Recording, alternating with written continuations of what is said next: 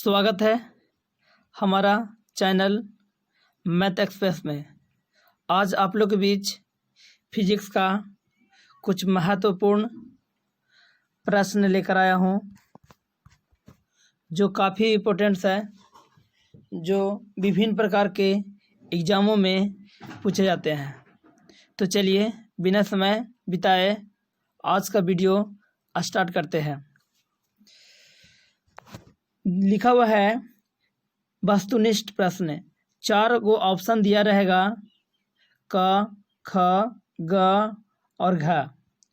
इन 4 option में एक answer रहेगा, उसको आप लोग को बताना है।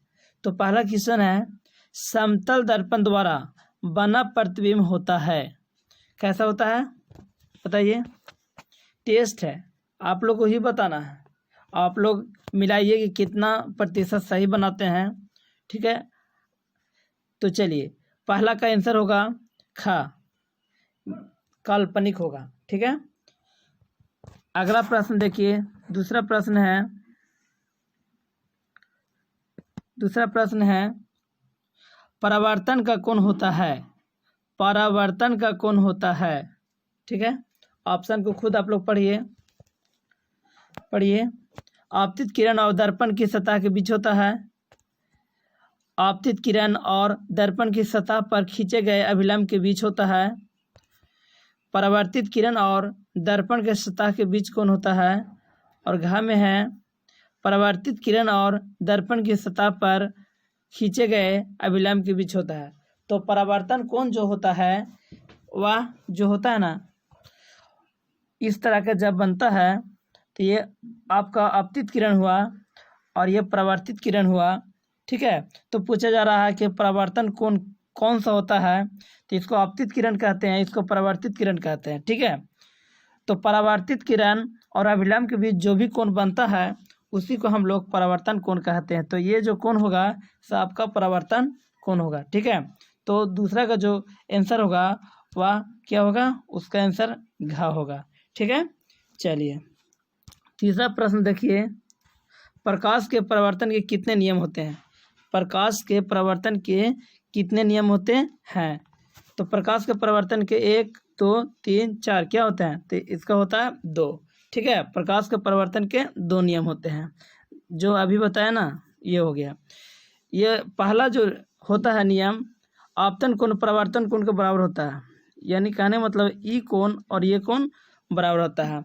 और एक और नियम होता जो है, आपतित किरण, परावर्तित किरण और आपतन बिंदु से जो खींचा गया अभिलंब है, तीनों एक ही समतल में होते हैं। यही 2 जो है 100 नियम है, ठीक है।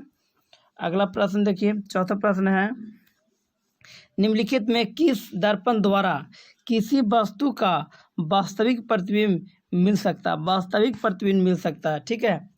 तो बताइए इसका आंसर क्या होगा।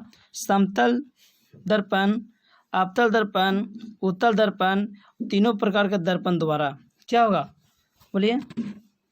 तो इसका आंसर होगा आपको आपतल दर्पण द्वारा। आपतल दर्पण द्वारा वास्तविक प्रतिबिंब मिल सकता है, ठीक है।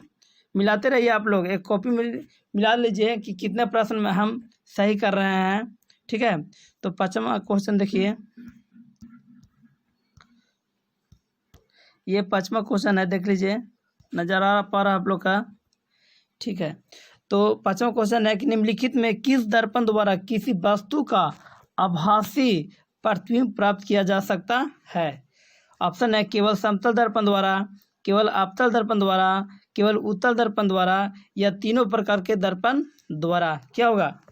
तो जो ये आभासी प्रतिबिंब होता है, यह जो है तीनों प्रकार के दर्पण द्वारा प्राप्त किया जा सकता है, यानी 5वां का जो है से घ आंसर होगा, ठीक है।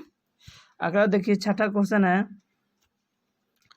वस्तु के छोटा और आभासी प्रतिबिंब किस दर्पण से प्राप्त होता है।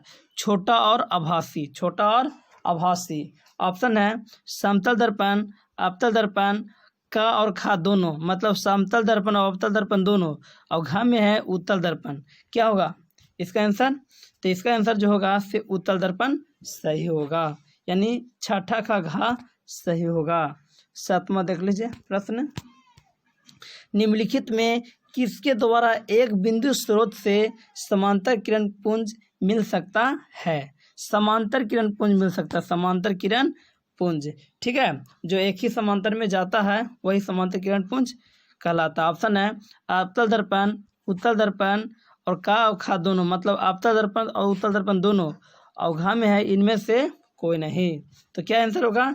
इसका आंसर आपका होगा अवतल दर्पण, अवतल दर्पण। ठीक है, अगला प्रश्न आप देख लीजिए 8वां। कहाँ पर स्थित होने से वस्तु का प्रतिबिंब अवतल दर्पण के फोकस पर बनता है? कहाँ पर स्थित होने पर वस्तु का प्रतिबिंब अवतल दर्पण के फोकस पर बनता है? कौन सा आंसर होगा? ऑप्शन है फोकस पर, वक्रता केंद्र पर, ध्रुव पर, अनंत पर। क्या होगा आंसर?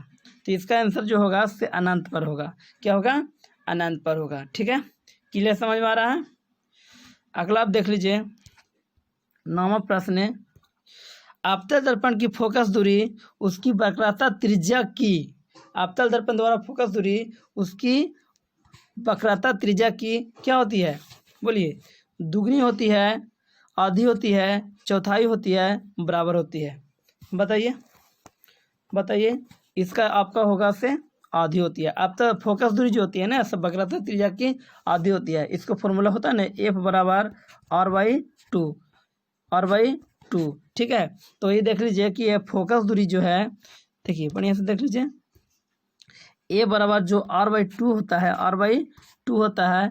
क्वेश्चन बोल रहा था कि फोकस दूरी उसकी वक्रता, फोकस दूरी जो है ये वक्रता त्रिज्या की आधी है। क्या है? आधी है। आधी मतलब 1/2 है। ठीक है, तो समझ में आ रहा है? तो इसका आंसर होगा जी ख वाला आंसर हो जाएगा। ठीक है, 10वां के देख लीजिए आप, एक अवतल दर्पण में वस्तु किस स्थिति फोकस और ध्रुव के बीच होता है? प्राप्त प्रतिबिंब होगा। प्राप्त प्रतिबिंब क्या होगा? इसको प्राप्त प्रतिबिंब बताना है। ठीक है, तो देख लीजिए प्राप्त प्रतिबिंब क्या होगा।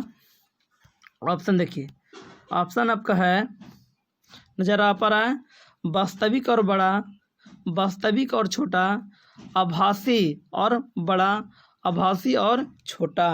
क्या होगा?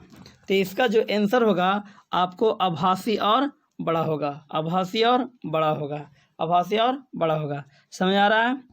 11वां प्रश्न देखिए, 11वां प्रश्न है, किसी अवतल दर्पण द्वारा आभासी सीधा और आवर्धित प्रतिबिंब तब बनता है जब वस्तु की स्थिति होती है, वस्तु की स्थिति होती है। ऑप्शन देखिए क्या होगा, वक्रता केंद्र पर, वक्रता केंद्र से परे, फोकस और वक्रता केंद्र के बीच, दर्पण के ध्रुव और उसके फोकस के बीच। क्या होगा बताइए? तो इसका होगा ध्रुव और फोकस के बीच होगा, ध्रुव और फोकस के बीच होगा।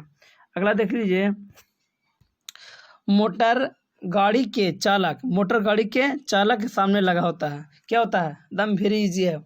बोलिए क्या होता है? समतल दर्पण, उत्तल दर्पण, अवतल दर्पण और एक पतला लेंस। क्या होगा? तो इसका आंसर हो जाएगा आपका, क्या होगा बोलिए?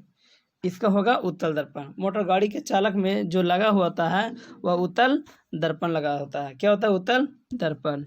अगला देख लीजिए, उत्तल दर्पण द्वारा बना प्रतिबिंब, उत्तल दर्पण द्वारा बना प्रतिबिंब क्या होता है? काल्पनिक और उल्टा, काल्पनिक और सीधा, वास्तविक और उल्टा, वास्तविक और सीधा। क्या होगा? क्या होगा बोलिए? इसका होगा काल्पनिक और सीधा, काल्पनिक और सीधा होगा। ठीक है, उत्तल दर्पण द्वारा बना जो प्रतिबिंब होता है वो काल्पनिक और सीधा होता है। ठीक है, अगला देख लीजिए 14 के देख लीजिए, 14 का है, उत्तल दर्पण द्वारा बना प्रतिबिंब, उत्तल दर्पण द्वारा बना प्रतिबिंब होता है, उत्तल दर्पण द्वारा बना प्रतिबिंब होता है। क्या होता है? हमेशा सीधा होता है, हमेशा उल्टा होता है, सीधा भी और उल्टा भी, इनमें से कोई नहीं, इसमें से कोई नहीं। क्या होगा? तो इसका हमेशा क्या होता है? सीधा होता है। 14 का ये होगा, 14 के ये इसको कह सकते हैं, है ना। उत्तल दर्पण द्वारा बना प्रतिबिंब जो होता है सो हमेशा सीधा होता है, हमेशा सीधा होता है। ठीक है, अगला देख लीजिए 15 का दिया हुआ है, दाढ़ी बनाने में किस प्रकार के दर्पण का उपयोग किया जाता है? दाढ़ी बनाने के लिए कौन से दर्पण का प्रयोग किया जाता है? बताइए बताइए।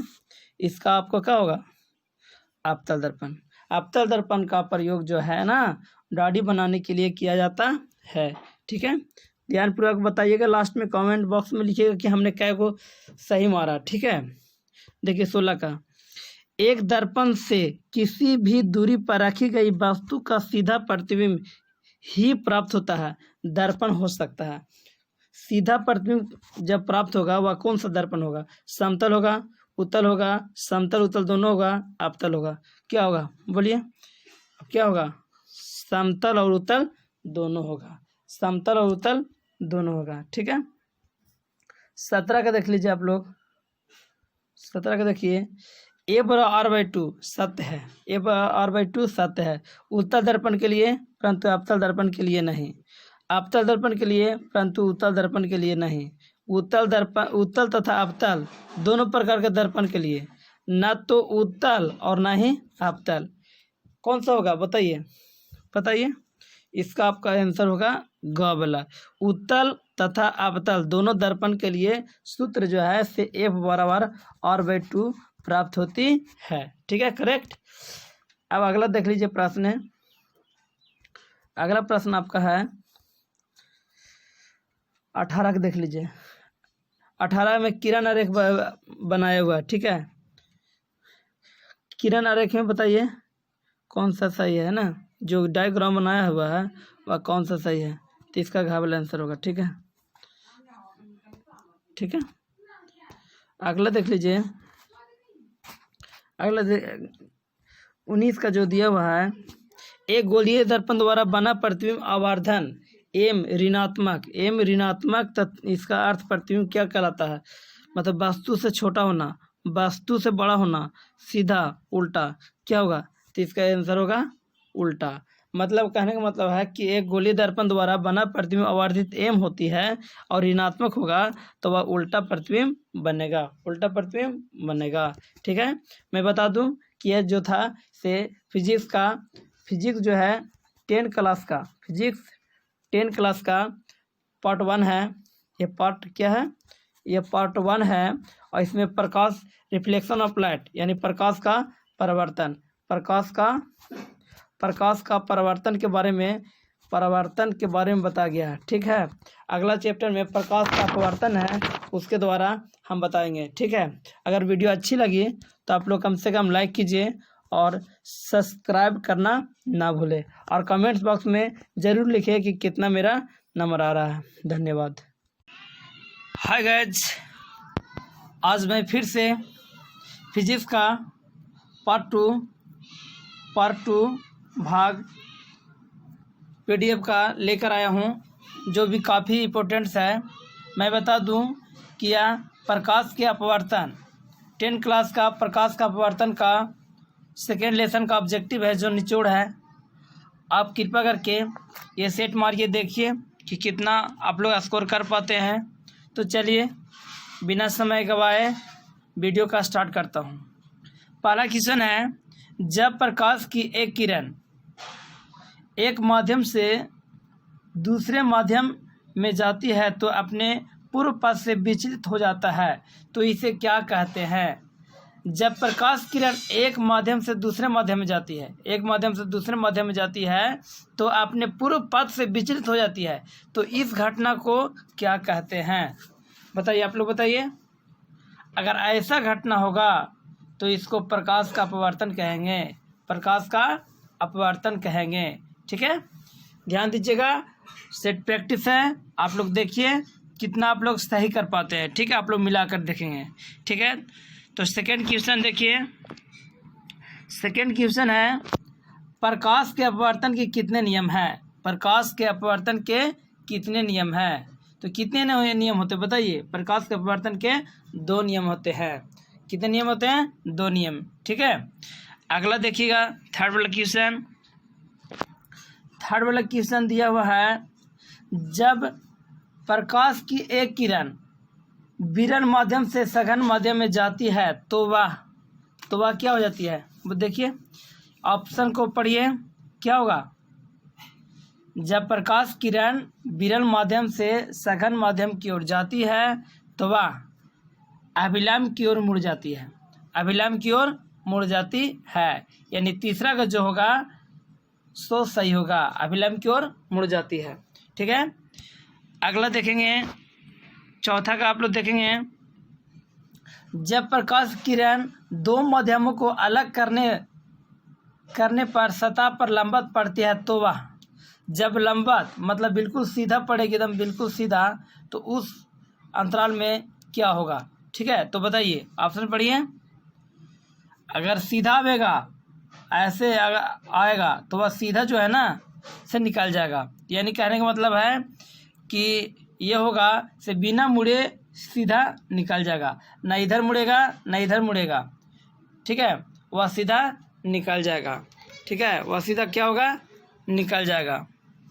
ऐसा कुछ मान लीजिए कि ये हो गया, जब सीधा निकलेगा तो ऐसे सीधा निकलेगा, नहीं तो लेफ्ट ऐसे मुड़ सकता है या राइट इधर मतलब इस तरह का मुड़ सकता है। ठीक है, तो याद रखेंगे कि लंबवत पड़ती है तो वह बिना मुड़े सीधे निकल जाती है। ठीक है, पांचवा क्वेश्चन देखिए, पांचवा है, पानी से भरी बाल्टी की गहराई कम मालूम पड़ने का कारण क्या हो सकता है। पानी में भरी बाल्टी है, ठीक है, उसका गहराई लगता है कि कम है, इसका क्या कारण हो सकता है। तो क्या होगा बोलिए। तो ये जो है से प्रकाश का अपवर्तित होने के कारण, प्रकाश का अपवर्तित होने के कारण वह जो पानी है से कम गहराई मालूम पड़ता है। तो पांचवा का ख जो होगा सो सही होगा। ठीक है, अगला आप देखेंगे, छठा के देखेंगे, छठा के लिखा हुआ है, जब प्रकाश का एक माध्यम से दूसरे माध्यम में जाता है तब अपवर्तन होता है। जब प्रकाश एक माध्यम से दूसरे माध्यम में जाता है तो अपवर्तन होता है। तो वह घटना क्या, इसका क्या आंसर होगा बताइए। तो इसका होगा प्रकाश की चाल में परिवर्तन होने के कारण, प्रकाश की चाल में परिवर्तन होने के कारण जो एक माध्यम से दूसरे माध्यम में जाने के बाद अपवर्तन हो जाती है। ठीक है, प्रकाश के चाल में परिवर्तन के कारण। सातवां देख लीजिए आप, सातवां का है, सघन माध्यम से विरल माध्यम में प्रवेश करने पर आपतन कोण अपवर्तन कोण में क्या संबंध स्थापित करता है, क्या संबंध स्थापित करता है। तो क्या होगा बताइए। अगर सघन माध्यम से विरल माध्यम में प्रवेश करती है तो आपतन कोण अपवर्तन कोण का संबंध जो है वह सीधा सीधी समझ लीजिए कि अपवर्तन कोण बड़ा होता है। क्या होता है, अपवर्तन कोण बड़ा होता है। ठीक है, अगला देखिए, आठवां प्रश्न देखिए। आठवां प्रश्न है, जब प्रकाश की किरण हवा से कांच की प्रिज्म के अपवर्तन सतह से होकर प्रवेश करती है तो दूसरे अपवर्तन सतह से होकर बाहर निकल जाती है तो वह मुड़ जाती है। तो क्या होगा ऑप्शन, प्रिज्म के शीर्ष की ओर होगी, प्रिज्म के आधार की ओर होगी, किरण से मुड़ने के कोई नियम फॉलो नहीं करेगा। ठीक है, इनमें से कोई नहीं। तो क्या होगा बोलिए। तो इसका जो होगा से प्रिज्म के आधार की ओर होगा, प्रिज्म से आधार की ओर होता है। ठीक है, नमक देख लीजिए, नमक है, किसी बिंदु वस्तु से निकलकर किरणें किसी लेंस से अपवर्तित होकर जिस बिंदु पर मिलती है उसे क्या कहते हैं, उसको क्या कहते हैं बताइए। उसका जो है से प्रतिबिंब बिंदु कहते हैं। क्या कहते हैं, प्रतिबिंब बिंदु कहते हैं। ठीक है, 10वां क्वेश्चन देखिए, निम्नलिखित में से किसका उपयोग लेंस बनाने के लिए नहीं किया जाता है। लेंस बनाने के लिए नहीं किया जाता है। क्या होगा इसका, इसमें जो है ना से मिट्टी का प्रयोग नहीं किया जाता, मिट्टी से लेंस नहीं बनाया जा सकता है। ठीक है, अगला देख लीजिए, 11वां क्वेश्चन देखिए, निम्नलिखित में से कौन सी किसी वस्तु का वास्तविक प्रतिबिंब बन सकता है, वास्तविक प्रतिबिंब बन सकता है बताइए, बताइए। तो इसका होगा क्या होगा, इसका होगा उत्तल लेंस। क्या होगा, उत्तल लेंस, उत्तल लेंस। ठीक है, अगला देख लीजिए, 12 का देख लीजिए, 12 का है, किसी माध्यम के अपवर्तनांक का मान होता है अपवर्तनांक का मान होता है साइन आई बटा साइन आर, साइन आर बटा sine i, sine i plus sine r और साइन आई गुने साइन आर। क्या होगा बोलिए? तो इसका होगा साइन आई बटा साइन आर। किसी माध्यम का वर्तनांक का मान जो होगा से साइन आई बटा साइन आर होगा। ठीक है, 13वां को देख लीजिए। प्रकाश का एक माध्यम से जिसका वर्तनांक n1 है दूसरे माध्यम में जिसका वर्तनांक n2 है जाता है, यदि आपतन का कोण I तथा अपवर्तन कोण का R हो तो साइन आई बटा साइन आर बराबर होता है। साइन आई बटा साइन आर बराबर होता है किसके? बताइए बताइए क्या होगा? आपका ही हो जाएगा n2 बटा n1, यानी घा वाला आंसर हो जाएगा। क्या होगा? घा वाला n2 बटा n1। अगला आप लोग देख लीजिए। किसी द्रव से रखे हुए कांच के आयताकार स्लैब से होकर किरणें पथ से नीचे जो इसमें दिया हुआ है अपवर्तनांक जो है 1.4, तो द्रव का अपवर्तनांक क्या होगा? द्रव का जो अपवर्तनांक है वह क्या होगा? तो इसका जो अपवर्तनांक होगा यही होगा, यानी 1.5 ही होगा, 1.5 ही होगा। ठीक है, अगला देख लीजिए। अगला 15 का देख लीजिए। सरल सूक्ष्मदर्शी देख लीजिए। सरल सूक्ष्मदर्शी में किसका उपयोग किया जाता है? किसका उपयोग किया जाता है? तो इसको बताइए। उत्तल लेंस, अवतल लेंस, उत्तल दर्पण, अवतल दर्पण। क्या होगा? उत्तल लेंस होगा। क्या होगा? उत्तल लेंस होगा। अगला देख लीजिए। 16वां क्वेश्चन देखिए। उत्तल लेंस है, उत्तल लेंस होता है, उत्तल लेंस होता है। क्या होता है? किनारों की अपेक्षा बीच में मोटा होता है। ठीक है, उत्तल मतलब उठल, देख लीजिए ये हो गया। किनारों की अपेक्षा बीच में मोटा, ये बीच वाला भाग जो है ये मोटा रहता है, ये भाग जो होता है मोटा होता है, और किनारे वाला ये जो भाग है ये भाग है से पतला होता है, तब उसको उत्तल कहते हैं। यही अवतल रहता तो इस प्रकार होता। ठीक है, इसके में क्या आगे किनारा का भाग मोटा, देखिए किनारा का भाग ये दोनों तरफ इधर और इधर मोटा है और बीच में क्या है? पतला है। अगर ऐसा हो तो क्या होता है उत्तल लेंस में कि किनारों के बीच अपेक्षा जो बीच में जो होता है से क्या होता है? बीच में मोटा होता है, तब उसको उत्तल लेंस कहा जाता है। क्या कहा जाता है? उत्तल लेंस कहा जाता है। अगला देख लीजिए। अगला देख लीजिए। किसी उत्तल लेंस के सापेक्ष कोई वस्तु किस स्थान पर रखी जाती है कि उसका वास्तविक उल्टा बराबर मतलब समान आकार का प्रतिबिंब प्राप्त किया जा सकता है? क्या होगा बोलिए? ऑप्शन है लेंस तथा उसके फोकस के बीच, फोकस पर, फोकस दूरी से दुगनी दूरी पर, अनंत पर। क्या होगा बताइए? इसका होगा फोकस दूरी से दुगनी दूरी पर, फोकस दूरी से दुगनी दूरी पर। 18वां क्वेश्चन देख लीजिए।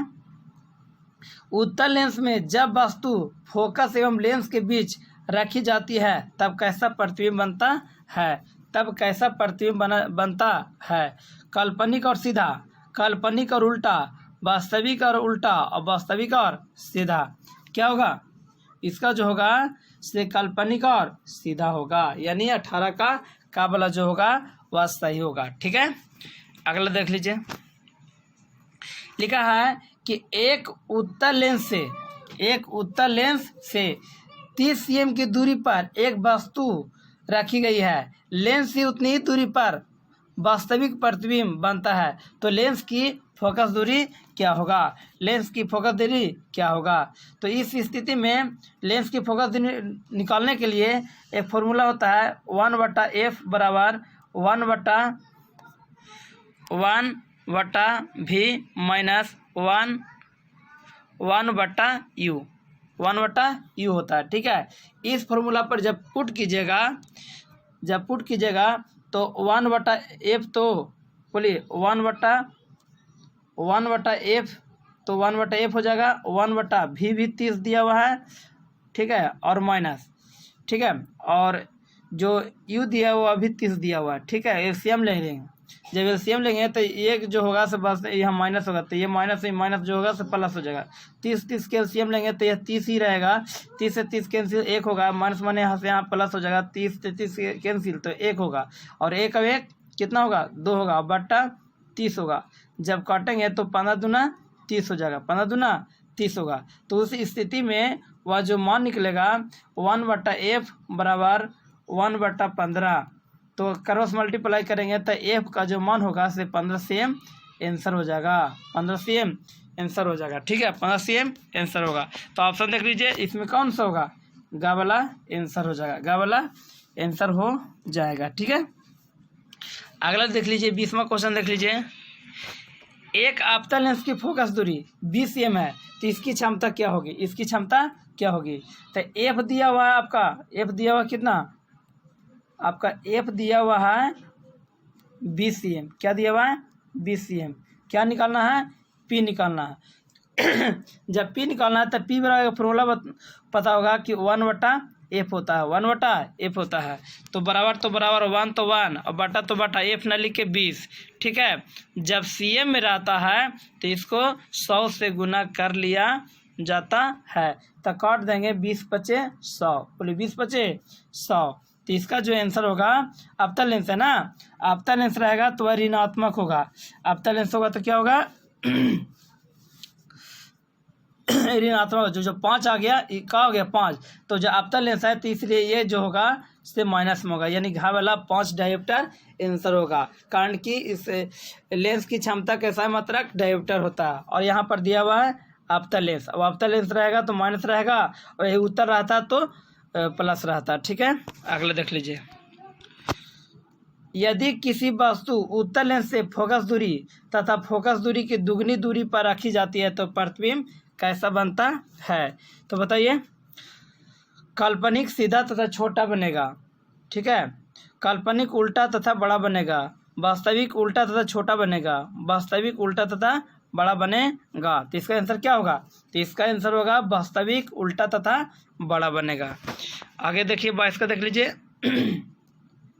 22 का दिया हुआ है, 22 का दिया हुआ है ना कि जब एक लेंस से 20 cm की दूरी पर वस्तु को रखा जाता है तो उस वस्तु का एक काल्पनिक आभासी प्रतिबिंब बनता है। लेंस की फोकस दूरी होनी चाहिए, लेंस की फोकस दूरी होनी चाहिए। जब 20 cm की दूरी पर रखा जाएगा, 20 cm की दूरी पर रखा जाएगा तो उसका जो फोकस दूरी, लेंस की फोकस दूरी जो बनेगा 20 cm तथा उससे अधिक ही बनेगा, 20 cm तथा उससे अधिक बनेगा। ठीक है, 23 को देख लीजिए। किसी लेंस द्वारा केवल काल्पनिक आभासी प्रतिबिंब बनता है तो क्या होगा?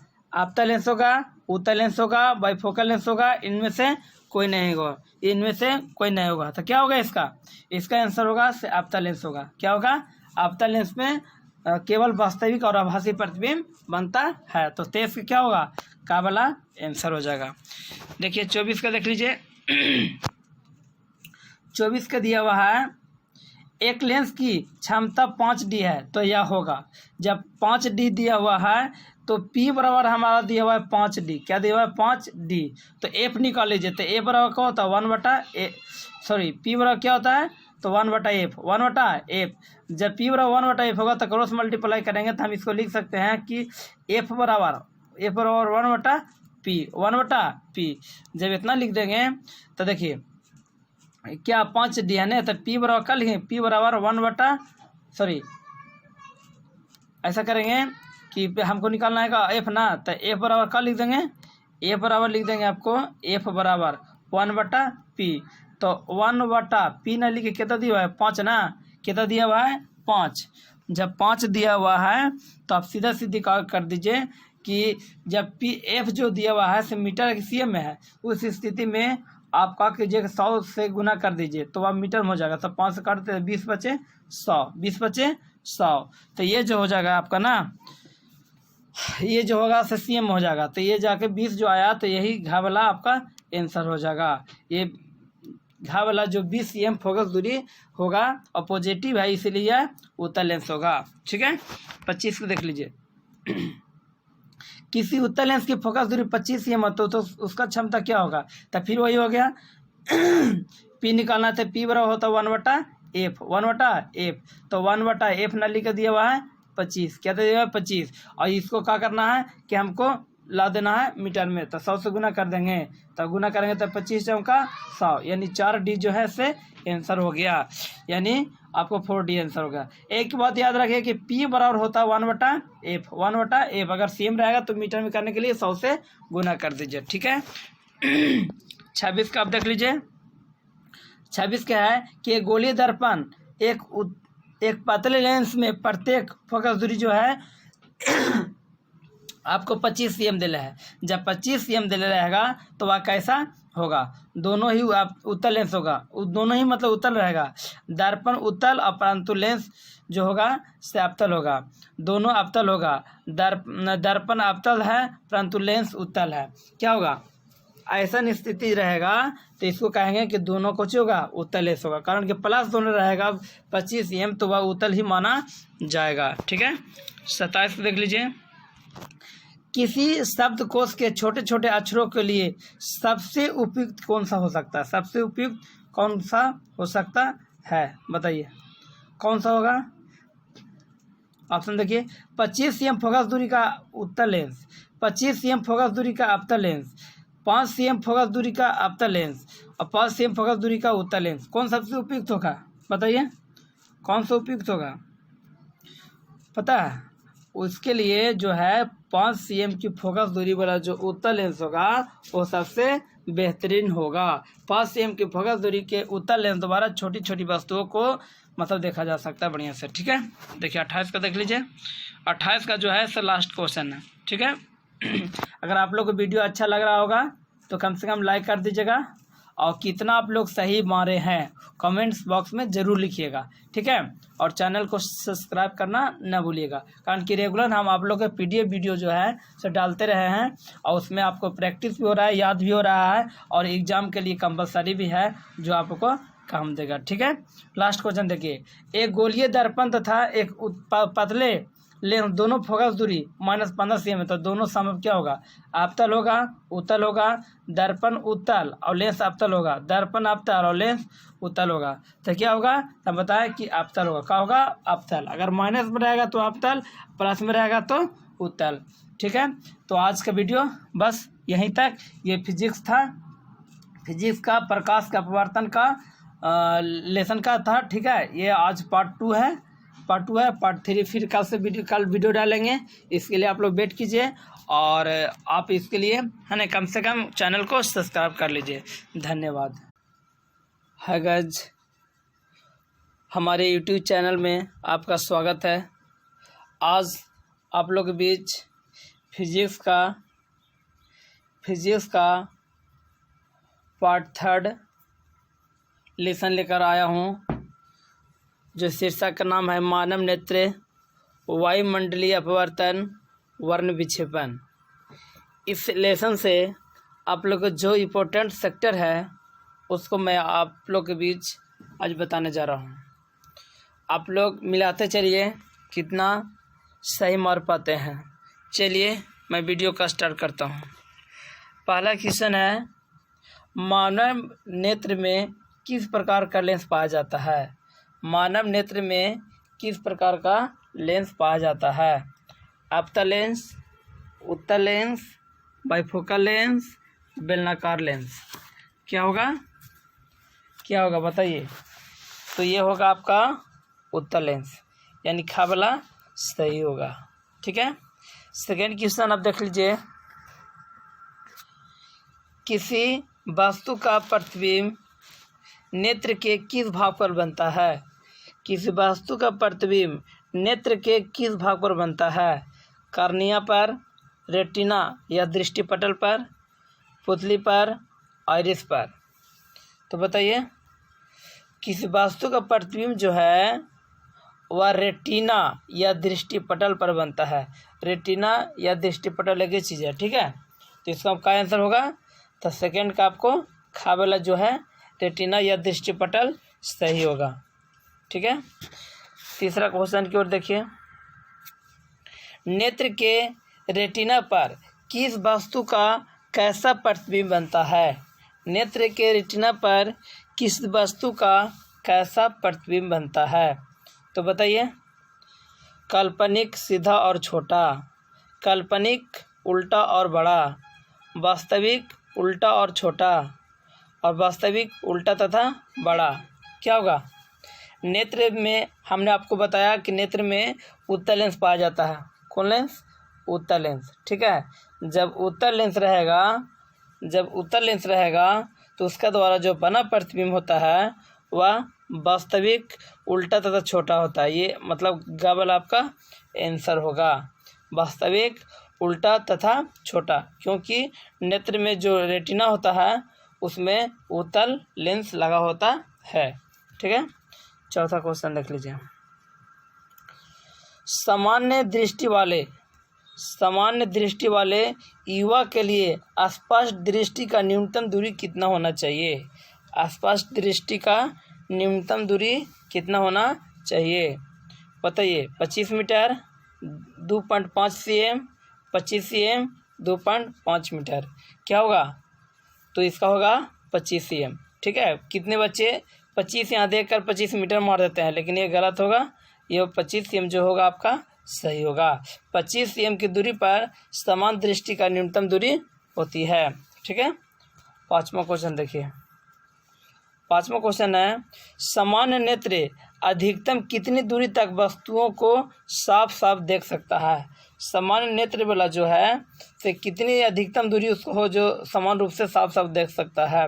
क्या होगा? 25 मीटर, 2.5 cm, 25 cm, अनंत। क्या होगा? तो इसका अधिकतम जब दूरी पूछा जाएगा ना तो उसका क्या होगा? उसका होगा अनंत दूरी होगा। अनंत दूरी तक हम लोग साफ साफ देख सकते हैं। ठीक है, छठा क्वेश्चन देखिए। छठा क्वेश्चन है, एक स्वस्थ आँख के लिए दूरबिंदु होता है।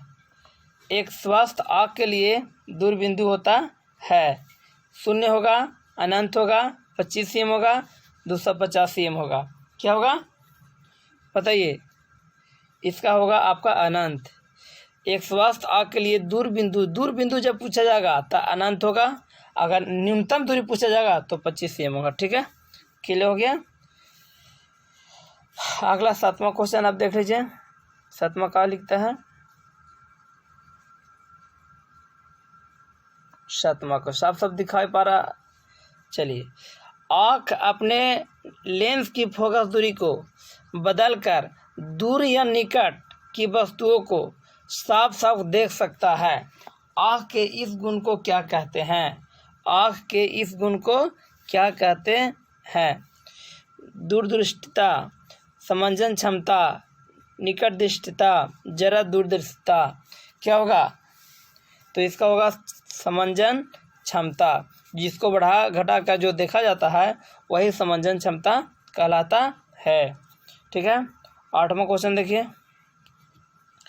विभिन्न दूरियों पर वस्तुओं के प्रतिबिंब को फोकस करने के लिए आँख के लेंस की फोकस दूरी किसके द्वारा परिवर्तित होता है?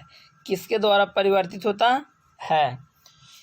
पुतली द्वारा, रेटिना द्वारा, सिलियरी या पक्षमाभी पेशियां द्वारा, या आइरिस या परितारिका द्वारा। क्या होगा? इसका होगा आपको सिलियरी या पक्षमाभी पेशियां द्वारा। ठीक है, अगर वीडियो आप लोग को अच्छा लगता होगा तो एक बार लाइक तो बनता है, आप लाइक कीजिएगा। ठीक है, अगर चैनल को सब्सक्राइब नहीं किए होंगे तो उसको सब्सक्राइब कर दीजिएगा। ठीक है, 9वां क्वेश्चन देखिए। नेत्र लेंस की फोकस दूरी कम हो जाने से कौन सा दृष्टि दोष होता है? जब नेत्र लेंस की फोकस दूरी कम जाती है तो कौन सा दोष उत्पन्न हो जाती है? निकट दृष्टि दोष, दूरदृष्टि दोष, जरा दूरदर्शिता, इनमें से कोई नहीं। क्या होगा? इसका होगा नेत्र की फोकस दूरी कम हो जाने पर, जब कम हो जाएगा फोकस दूरी तो उसको होगा निकट दृष्टि दोष। निकट दृष्टि दोष। ठीक है, अगला देखिए 10वां क्वेश्चन। किसी दृष्टि दोष में किस वस्तु का प्रतिबिंब रेटिना के पीछे बनता है? रेटिना के पीछे बनता है तो क्या होगा? रेटिना के जब पीछे बनेगा तो क्या होगा बताइए? निकट दृष्टि दोष, दूरदृष्टि दोष, जरा दूरदर्शिता, इनमें से कोई नहीं। क्या होगा? तो इसका होगा दूरदृष्टि दोष। दूरदृष्टि दोष। ठीक है, अगला देख लीजिए। अगला आपका है 11वां क्वेश्चन। निकट दृष्टि दोष का उपचार किस प्रकार के लेंस के लिए किया जाता है? जब निकट दृष्टि दोष रहेगा तो अभिसारी होगा, अपसारी होगा, उत्तल होगा, बाइफोकल होगा। क्या होगा? अपसारी होगा। क्या होगा? अपसारी होगा। ठीक है, अपसारी कहता या यहाँ पर आपका अवतल लेंस कहता तभी सही होता। ठीक है, अवतल कहेगा तो अवतल और अपसारी, और उत्तल और अभिसारी। अगर दूरदृष्टि दोष कहता है तो उत्तल लेंस होता है और उसके लिए अभिसारी भी हो सकता था, होता है ना। और जब निकट दृष्टि दोष कह रहा है तो क्या होगा बताइए? तो उसके लिए अपसारी होगा। क्या होगा? अपसारी। अगला देखिए 12वां क्वेश्चन देखिए, किसी दृष्टि दोष को दूर करने के लिए उत्तल लेंस का उपयोग किया जाता है? किस दृष्टि दोष को दूर करने के लिए उत्तल लेंस का उपयोग किया जाता है? अभी तुरंत बताए थे। दीर्घ दृष्टि दोष, निकट दृष्टि दोष, जरा दृष्टि दोष और बिंदुकता। जब उत्तल लेंस रहेगा तो क्या होगा? उत्तल लेंस रहेगा तो आपका दीर्घ दृष्टि दोष होगा। दीर्घ दृष्टि दोष होगा, ये इसको अभिसारी कहेंगे भी। ठीक है, अगला क्वेश्चन 13वां देखिए, जो नेत्र निकट स्थित वस्तुओं का स्पष्ट रूप से नहीं देख सकता है उस नेत्र को क्या कहते हैं? क्या कहते हैं बताइए? जरा दृष्टि दोष, निकट दृष्टि दोष, दूर दृष्टि दोष, अबिंदुकता। जब स्पष्ट रूप से नहीं देख सकता है तो उसको हम क्या कहेंगे? निकट की वस्तुओं को, जब निकट की वस्तुओं को साफ साफ नहीं देखेंगे, ठीक है, तो उसको दूरदृष्टि दोष कहेंगे। अब जब दूर की वस्तु साफ साफ नहीं देखेंगे तो उसको निकट दृष्टि दोष कहते हैं। ठीक है, अगला देखिए 14वां क्वेश्चन देखिए, दूरदृष्टि वाले आँख साफ साफ देख सकती है। दूरदृष्टि दोष वाली आँख साफ साफ देख सकती है कौन सी वस्तुओं को? दूर की वस्तुओं को, निकट की वस्तुओं को, केवल बड़ी वस्तुओं को, केवल छोटी वस्तुओं को। क्या होगा बताइए? तो इसका हो जाएगा आपका दूर की वस्तुओं को। दूर की वस्तुओं को हम लोग साफ साफ दूर दृष्टि दोष वाले साफ साफ देख सकते हैं। ठीक है, 15वां क्वेश्चन देखिए, दूर दृष्टि दोष का उपचार किस प्रकार के लेंस के लिए किया जाता है? अभिसारी, अपसारी, अवतल, बाइफोकल। क्या होगा? इसका होगा दूरदृष्टि रहेगा तो अभिसारी रहेगा। क्या रहेगा? अभिसारी रहेगा। अगला देखिए 16वां क्वेश्चन, स्पेक्ट्रम प्राप्त करने के लिए किसका उपयोग किया जाता है? स्पेक्ट्रम प्राप्त करने के लिए किसका उपयोग किया जाता है? प्रिज्म का, उत्तल लेंस का, उत्तल दर्पण का, अवतल लेंस का, कांच का स्लैब का। क्या होगा? तो इसका आपका हो जाएगा प्रिज्म का। स्पेक्ट्रम प्राप्त करने के लिए प्रिज्म की सहायता ली जाती है या उपयोग की जाती है। अगला देखिए, प्रिज्म से होकर गुजरने के बाद श्वेत प्रकाश विभिन्न वर्णों में विभक्त हो जाती है। इस घटना को क्या कहा जाता है? इस घटना को कहा जाता है प्रकाश का परावर्तन, अपवर्तन, वर्ण विक्षेपण, सीधी रेखा में चलना। सीधी रेखा में चलना। क्या होगा? प्रिज्म से होकर गुजरने के बाद श्वेत प्रकाश विभिन्न वर्णों में जब विभक्त हो जाती है तो उस घटना को हम वर्ण विक्षेपण कहते हैं। वर्ण विक्षेपण कहते हैं। ठीक है, अगर वीडियो अच्छा लग रहा होगा तो लाइक कीजिएगा और शेयर करना ना भूलिएगा। ठीक है, यदि चैनल को सब्सक्राइब नहीं किए होंगे तो सब्सक्राइब कर दीजिएगा। ठीक है, 18वां क्वेश्चन देखिए, एक प्रिज्म कितने सतहों से घिरा होता है? 6, 5, 4, 3। क्या होगा? इसका होगा 5। एक प्रिज्म जो है से 5 सतहों से घिरा होता है। ठीक है, अगला देख लीजिए 19 का, श्वेत प्रकाश। श्वेत प्रकाश जब प्रिज्म से होकर गुजरता है तो वर्ण सबसे कम विचलित होती है। सबसे कम विचलित होती है लाल का, पीला का, बैंगनी का, हरा का। अगर कम विचलित कहेगा तो आपका क्या हो जाएगा? लाल हो जाएगा। अधिक विचलित कहेगा तो बैंगनी हो जाएगा। ठीक है, अधिक तरंगदैर्घ्य कहेगा तो लाल होगा और सबसे कम तरंगदैर्घ्य कहेगा तो बैंगनी होगा। तो बहरहाल इसमें क्या होगा? कम विचलित होने वाला लाल होगा। क्या होगा? लाल होगा। ठीक है, 20वां क्वेश्चन देखिए, प्रकाश के किस वर्ण के लिए तरंगदैर्घ्य अधिकतम होगा? तरंगदैर्घ्य अधिकतम होगा, अभी तुरंत बताएं। बैंगनी, हरा, लाल, पीला। क्या होगा? अधिकतम तरंगधार्य कहेगा तो लाल होगा। लाल का तरंगधार्य जो होता है से सबसे अधिकतम होता है। ठीक है, अगला देखिए 21 में देखिए, श्वेत प्रकाश किरण जब किसी प्रिज्म से होकर गुजरती है, किसी प्रिज्म से होकर गुजरती है तब वर्ण सबसे अधिक विचलित होती है, सबसे अधिक विचलित होती है। तो बताइए सबसे अधिक विचलित कौन सी होगी? लाल होगा, बैंगनी होगा, नीला होगा, हरा होगा, क्या होगा? तो इसका आंसर क्या होगा बताइए? बैंगनी होगा। क्या होगा? बैंगनी। सबसे अधिक जो विचलित होगी से बैंगनी होगा और सबसे कम विचलित होगा से कुछ होगा लाल होगा।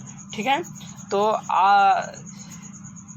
आज का क्लास जो था से फिजिक्स का 10 क्लास का थर्ड लेसन का था।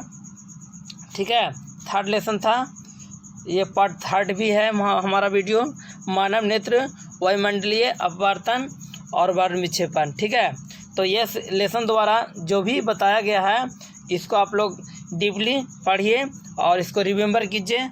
विभिन्न प्रकार के एग्जामों में भी यह प्रश्न पूछा जाता है और जो बोर्ड में पूछी जाती है BSEB का, उसमें भी 10 क्लास में बार बार ये ऑब्जेक्टिव पूछते रहता है। ठीक है, तो इस ऑब्जेक्टिव को ध्यानपूर्वक समझिए।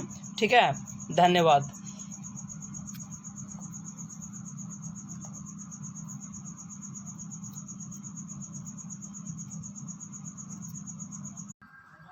हेलो स्टूडेंट्स, आप लोग के बीच आज फिर से फिजिक्स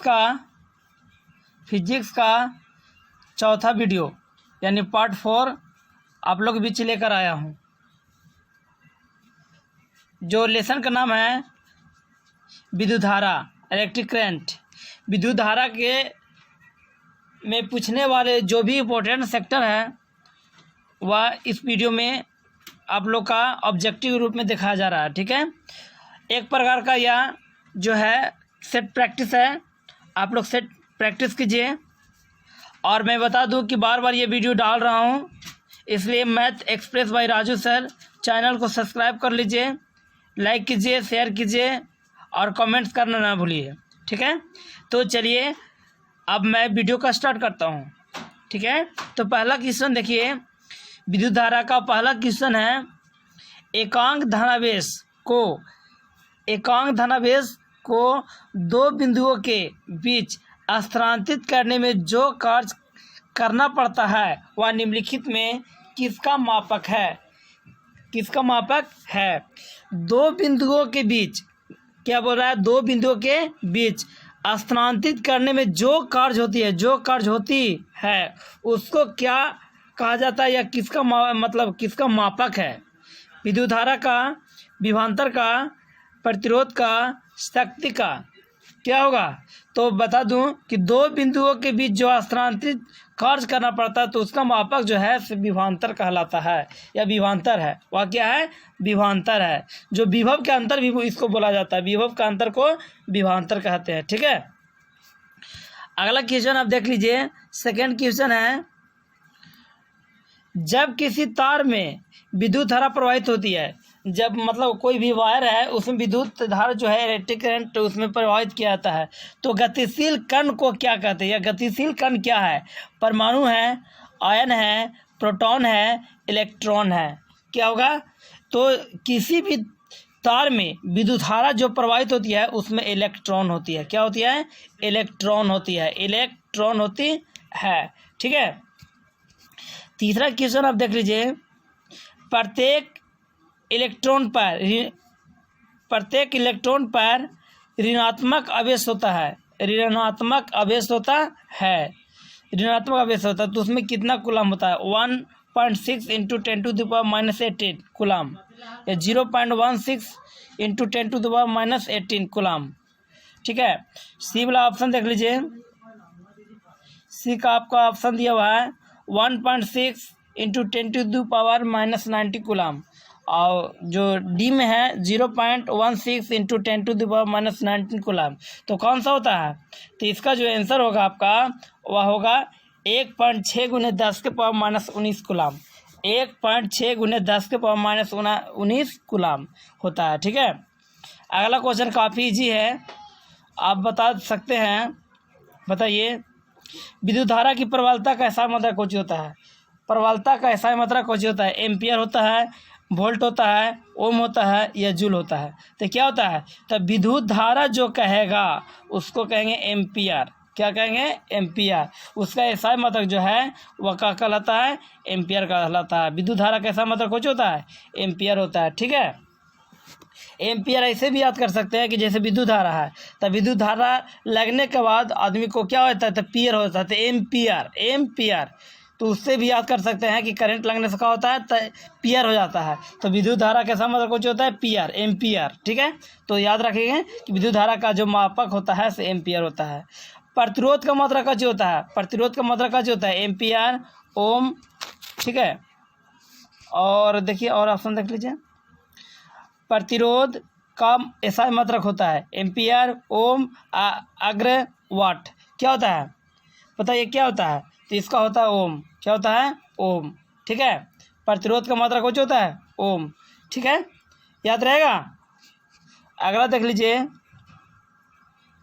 जूल बाई कूलम यानी जे बाई सी बराबर होता है ओम के, वोल्ट के, एम्पियर के, वाट के। बताइए क्या होता है?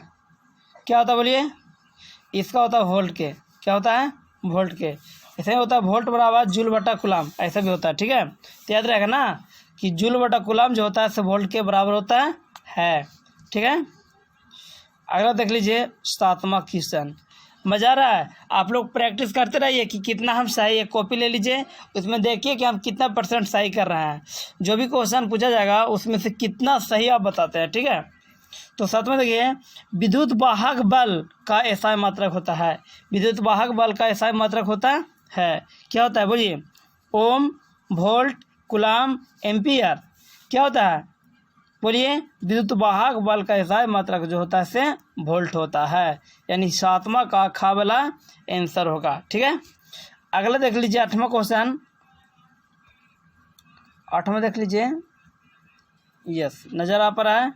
विभवांतर का एसआई मात्रक होता है।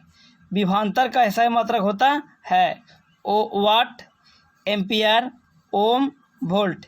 क्या होता है? तो विभवांतर एसआई मात्रक जो होता है से वोल्ट होता है। क्या होता है? वोल्ट होता है। समझ आ रहा है? अगला देख लीजिए 9वां क्वेश्चन। 9वां के देख लीजिए, समझ में नजर आ रहा है ना जी? ठीक है, देखिए 9वां का है, विभवांतर मापने के लिए निम्नलिखित में किस युक्ति का उपयोग किया जाता है? विभवांतर मापने के लिए किस युक्ति का उपयोग किया जाता है? एमीटर, वोल्टामीटर, वोल्टमीटर, ओम मीटर। क्या होता है? तो विभवांतर मापने के लिए वोल्ट मीटर का प्रयोग किया जाता है। तो इसका आंसर होगा वोल्ट मीटर। क्या होता है? Volt meter. ठीक है, अगला देख लीजिए 10वां क्वेश्चन। देखिए, एमीटर को विद्युत परिपथ में कैसे जोड़ा जाता है? एमीटर को विद्युत परिपथ में कैसा जोड़ा जाता है? कैसा जोड़ा जाता है बोलिए? समांतर क्रम में, श्रेणी क्रम में, का और खा दोनों, इनमें से कोई नहीं। तो एमीटर को श्रेणी क्रम में जोड़ा जाता है। ठीक है, एमीटर को श्रेणी क्रम में जोड़ा जाता है। और वही अगर दूसरा बोलता है वोल्ट मीटर तो उसका होता है समांतर क्रम में। तो एमीटर को श्रेणी क्रम में जोड़ा जाता है। ठीक है, समझ में आ रहा है? अगला क्वेश्चन देख लीजिए 11वां क्वेश्चन। देखिए, विद्युत परिपथ में विद्युत धारा की माप किससे की जाती है? विद्युत परिपथ में विद्युत धारा की माप किससे की जाती है? एमीटर से, वोल्टामीटर से, गैल्वेनोमीटर से, इनमें से कोई नहीं। क्या होगा बोलिए? तो इसका होगा विद्युत परिपथ में विद्युत धारा की बात आ गया तो उसको एमीटर से मापा जाता है। विद्युत धारा को एमीटर से मापा जाता है। 12वां क्वेश्चन देख लीजिए। 12 में देखिए, निम्नलिखित में किसमें धन मतलब प्लस, ऋण, माइनस का चिन्ह अंकित नहीं होता है? मतलब प्लस और माइनस का चिन्ह नहीं होता है। क्या होगा बोलिए? बैटरी में, एमीटर में, वोल्टमीटर में, प्रतिरोधक में। क्या होगा? यस, वोल्ट, ये हो गया प्रतिरोधक होगा। क्या होगा? प्रतिरोधक। प्रतिरोधक में प्लस या माइनस का चिन्ह नहीं अंकित होता है। ठीक है, अगला देख लीजिए 13 का देख लीजिए। किसी कुंडली का प्रतिरोध ज्ञात करने के लिए सूत्र होता है, क्या होता है? R बराबर I बटा V, R बराबर वी आई, R बराबर वी आई और R बराबर V प्लस I। क्या होगा? बोलिए बोलिए। यस, ये होगा R बराबर V बटा I। एगो फॉर्मूला याद किया होगा, ओम का नियम, V बराबर आई आर, V बराबर आई आर। जब V बराबर आई आर होगा तो R तो R यानी रह देंगे, बराबर तो बराबर रहेगा, V तो V, ये गुना में आई तेने भागा में, तो ना हो जाएगा कि R बराबर V बटा आई, तो R बराबर V बटा आई। ठीक है, तो इस प्रकार आप याद कर सकते हैं। अगला देख लीजिए 14वां क्वेश्चन देखिए। 14वां देखिए, बैटरी से किस प्रकार की धारा प्राप्त की जाती है? बैटरी से किस प्रकार की धारा प्राप्त की जाती है? प्रत्यावर्ती धारा, दृष्ट धारा, का और खा दोनों, इनमें से कोई नहीं। तो क्या होगा बोलिए?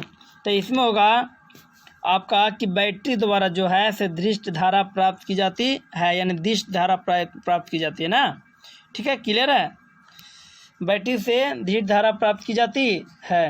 अगला देख लीजिए 15वां क्वेश्चन देखिए। विद्युत धारा उत्पन्न करने की युक्ति को क्या कहते हैं? विद्युत धारा उत्पन्न करने की युक्ति को क्या कहते हैं? एमीटर, मीटर, जनित्र, वोल्ट मीटर। क्या होगा बताइए, क्या होगा बताइए? विद्युत धारा उत्पन्न करने की युक्ति को जनित्र कहते हैं। क्या कहते हैं? जनित्र कहते हैं। विद्युत धारा उत्पन्न करने की युक्ति को जनित्र कहते हैं। अगला देख लीजिए 16 के क्वेश्चन देखिए। विद्युत शक्ति का मात्रक क्या होता है? विद्युत शक्ति का मात्रक क्या होता है? जूल, कूलम, वोल्ट, वाट। क्या होता है? विद्युत शक्ति का मात्रक वाट होता है। ऐसे याद कर सकते हैं कि विद्युत शक्ति मतलब शक्तिमान, शक्तिमान जो है से बढ़िया बढ़िया का वाट लगा देता है, तो विद्युत शक्ति का मात्रक कुछ होता है, वाट होता है। अगला देख लीजिए 17 का देख लीजिए, ये न्यूमेरिकल है। 17 का है, और प्रतिरोध के तार के किसी टुकड़े को 5 बराबर भागों में काटा जाता है, फिर इस टुकड़ों को प्रसार क्रम में संयोजित की जाती है। यह संयोजित का समतुल्य प्रतिरोध R को प्राप्त किया जाता है। तो इसका अनुपात निकाल R बटा R डैश को अनुपात निकालना है। ठीक है, तो इसको बना लीजिएगा, आएगा 1/25। क्या आएगा? 1/25, 1/25 होगा। ठीक है, अगला देख लीजिए 18वां क्वेश्चन देखिए। निम्नलिखित में कौन सा व्यंजक विद्युत परिपथ में विद्युत शक्ति को निरूपित नहीं करती है? निम्नलिखित में कौन सा व्यंजक विद्युत परिपथ में विद्युत शक्ति को निरूपित नहीं करता है? क्या होगा बताइए, क्या होगा? तो इसको देखिएगा, यहाँ लिखा है वी आई या वी स्क्वायर बटा आर, आई स्क्वायर आर और आई आर स्क्वायर। क्या होगा? तो इसका आंसर जो होगा से आई आर स्क्वायर होगा, यानी आई आर स्क्वायर जो होगा इसका सही आंसर होगा। ठीक है, 19 का देखिए, 19 का देखिए, 19 का देख लीजिए।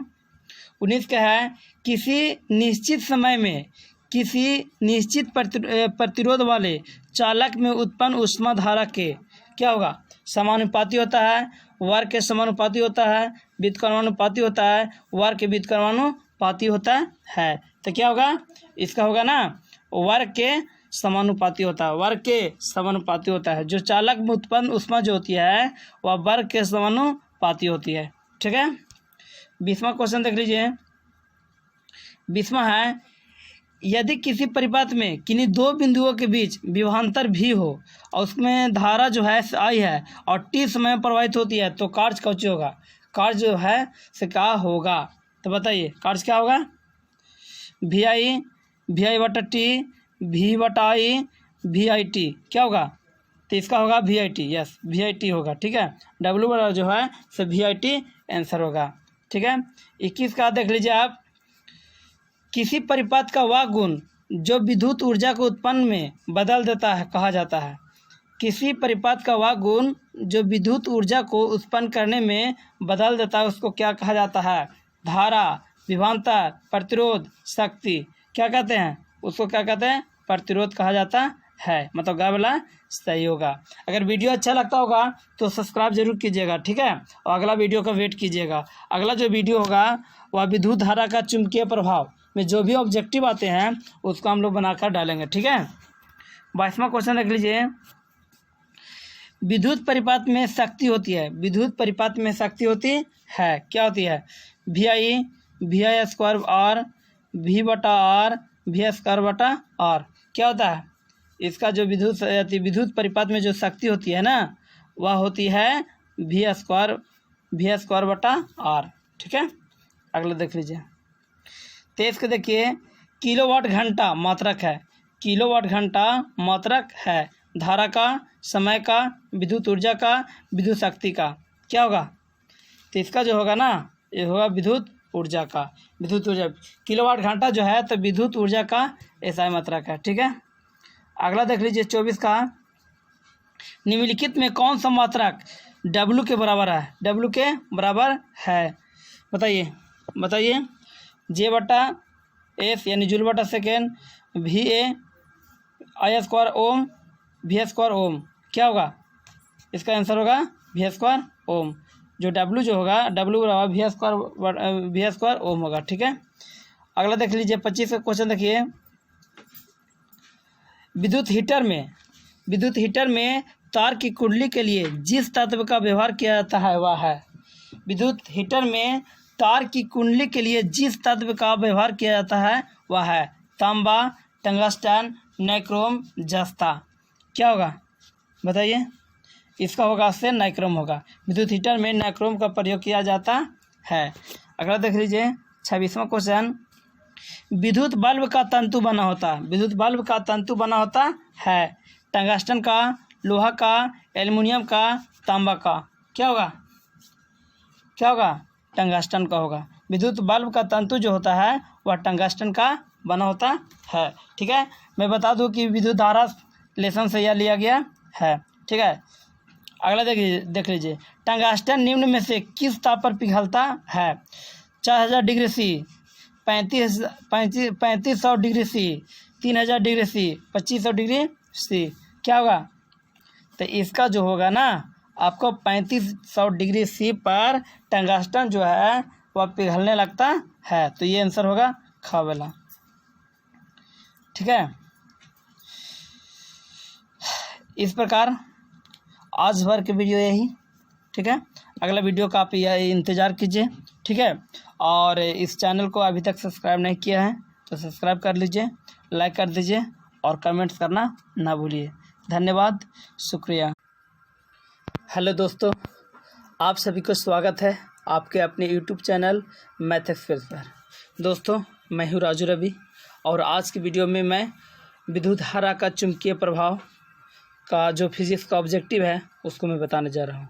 मैं बता दूँ कि हमारा ये फिजिक्स का 5वां वीडियो है, ये पार्ट 5 है, ठीक है। तो जिन लोगों ने 4 वीडियो को नहीं देखा है वो प्ले लिस्ट में जाकर या डिस्क्रिप्शन में मैं डाल दूंगा, उसको देख सकते हैं, ठीक है। तो चलिए मैं बिना समय बिताए वीडियो का स्टार्ट करता हूँ। पहला क्वेश्चन देखिए। किसी सीधे चालक में धारा की दिशा और उससे संबंध चुंबकीय क्षेत्र की दिशा किस नियम से ज्ञात की जा सकती है? किस नियम से ज्ञात की जा सकती है? फ्लेमिंग का बाम हस्त नियम, फ्लेमिंग का दक्षिण हस्त नियम, मैक्सवेल का दक्षिण हस्त नियम, मैक्सवेल का बाम हस्त नियम। कौन सा नियम होगा? तो इसके लिए जो होगा ना, इसके लिए आंसर हो जाएगा आपका मैक्सवेल का दक्षिण हस्त नियम, मैक्सवेल का दक्षिण हस्त नियम, ठीक है। तो पहला का जो है गा आंसर होगा, ठीक है। अगला क्वेश्चन देखिए, सेकेंड वाला क्वेश्चन देख लीजिए। किसी विद्युत धारावाही सीधी लंबी परिनालिका के भीतर चुंबकीय क्षेत्र, किसी विद्युत धारावाही सीधी लंबी परिनालिका के भीतर चुंबकीय क्षेत्र शून्य होती है। इसके सिरे की ओर जाने पर घटता है, इसके सिरे की ओर जाने पर बढ़ता है, सभी बिंदुओं पर समान रहता है। क्या होगा? तो बता दूं कि विद्युत धारा जो होती है सीधी लंबी परिनालिका के भीतर चुंबकीय क्षेत्र के उसके सिरे की ओर जाने पर क्या होने लगती है, घटने लगती है। यानी दूसरा का खाबला सही है, दूसरा का खाबला सही है, इसके सिरे की ओर जाने पर घटता है। ठीक है, जिन लोग वीडियो को देख रहे हैं, यदि वीडियो को सब्सक्राइब नहीं किया है, चैनल को सब्सक्राइब नहीं किया है तो सब्सक्राइब कर लीजिएगा। ठीक है, और वीडियो अच्छा लगे तो लाइक करना ना भूलिएगा। ठीक है, चलिए तीसरा क्वेश्चन है, निम्नलिखित में कौन सा किसी लंबे विद्युत धारावाही तार के निकट चुंबकीय क्षेत्र का सही वर्णन करता है, सही वर्णन करता है। ठीक है, किसी लंबे विद्युत धारावाही तार के निकट चुंबकीय क्षेत्र का सही वर्णन करता है। ऑप्शन फर्स्ट में चुंबकीय क्षेत्र की क्षेत्र रेखाएं तार के लंबवत होती है, चुंबकीय क्षेत्र की रेखाएं तार के समांतर होती है, चुंबकीय क्षेत्र की क्षेत्र रेखाएं आर्य होती है जिसका उर्ध्व तार होती है, या चुंबकीय क्षेत्र के सकेंद्रीय क्षेत्र रेखाओं का केंद्र होती है। क्या होगा इसका आंसर बताइए। इसका आंसर जो होगा आपका घ वाला आंसर होगा। बढ़िया सब देख लीजिए, घ वाला ही होगा। चुंबकीय क्षेत्र की सकेंद्रीय क्षेत्र रेखाओं का केंद्र तार होती है, क्या होती है, तार होती है। ठीक है, तो इसका घ वाला आंसर हो जाएगा। ठीक है, चौथा क्वेश्चन देखिए। चौथा क्वेश्चन है, चुंबकीय क्षेत्र बनाने के लिए चुंबक बनाने के लिए प्राय किस प्रकार पदार्थ के छड़ का व्यवहार किया जाता है।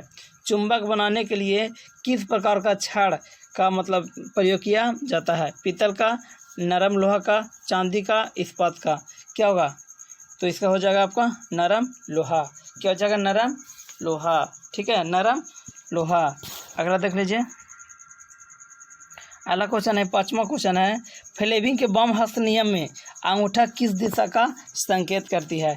फ्लेमिंग का जो नियम है उसमें वाम हस्त नियम यानी बायां हाथ जो है उसमें जो अंगूठा होती है, ठीक है, वह क्या मतलब सूचित करती है। धारा का, चुंबकीय क्षेत्र का, बल का, इनमें से कोई नहीं, इनमें से कोई नहीं। क्या होगा इसका, तो इसका हो जाएगा आपका बल का। जो अंगूठा होता है से बल की दिशा को निरूपित करती है। ठीक है, अगला देख लीजिए क्वेश्चन है, किसी प्रोटॉन का निम्नलिखित में से कौन सा गुण किसी चुंबकीय क्षेत्र में मुक्त गति करते समय परिवर्तित हो जाती है। जब गति करती है तो समय के साथ क्या होती है, बदल जाती है। द्रव्यमान होगा, चाल होगा, वेग होगा, संवेग होगा। क्या होगा बताइए। तो इसमें जो है ना, इसमें जो होगा वह चाल भी होगा, सॉरी चाल नहीं होगा, चाल नहीं होगा। इसमें जो होगा आपका वेग हो जाएगा और संवेग हो जाएगा, वेग और संवेग दोनों हो जाएगा। ठीक है, अगला देख लीजिए, सातवां देख लीजिए। सातवां भी काफ़ी इम्पोर्टेंट है। मैं बता दूं कि अगर आप पॉलिटेक्निक की तैयारी कर रहे हैं, ठीक है, पॉलिटेक्निक की यदि तैयारी कर रहे हैं तो ये इस वीडियो को देखकर आप लोग तैयारी कर सकते हैं। फिजिक्स के लिए काफ़ी वरदान साबित होगा। या बिहार बोर्ड का आप तैयारी कर रहे हैं तो उसके लिए भी काफ़ी इम्पोर्टेंट है। ठीक है, तो वीडियो को आप लोग ध्यान से देखिए और देखिए कि कितना % या कितने प्रश्न का सही आप आंसर बता पा रहे हैं। ठीक है, तो देखिए सातवां का देख लीजिए, विद्युत चुम्बकीय प्रेरण की खोज किसने किया था। ठीक है, विद्युत चुम्बकीय प्रेरण की खोज किसने किया था। एम्पियर, फ्लेमिंग, फैराडे, इनमें से कोई नहीं। क्या होगा इसका, तो विद्युत चुम्बकीय प्रेरण का खोज जो है वह फैराडे किया था। कौन किया था, फैराडे, फैराडे। ठीक है, अगला देख लीजिए, आठवां क्वेश्चन है। आठवां क्वेश्चन है,